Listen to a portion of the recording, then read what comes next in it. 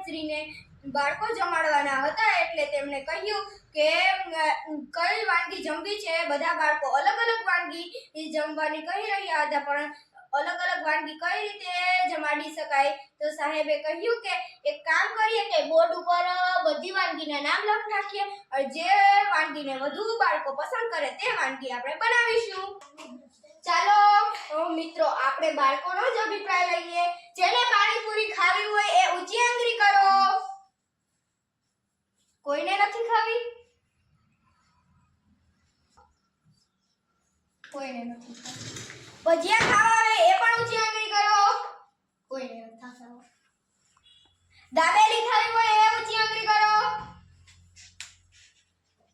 છોલે ભટુરે ખાવી હોય એ ઊંચી આંગળી કરો। 1 2 3 4 5 6 7 8 9 10 11 12 13 14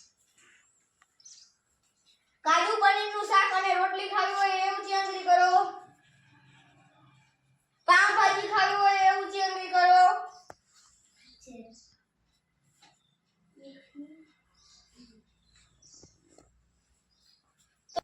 આવતા અઠવાડિયે અમને છોલે ભટુરે બનાવશું, તે ખૂબ જ પસંદ છે બધાને, એટલે તમે આ વિડિયો જરૂર જોજો અને પછી અમે છોલે ભટુરે બનાવશું તે વિડિયો પણ જોજો। અસ્તુ, જય હિન્દ, જય ભારત।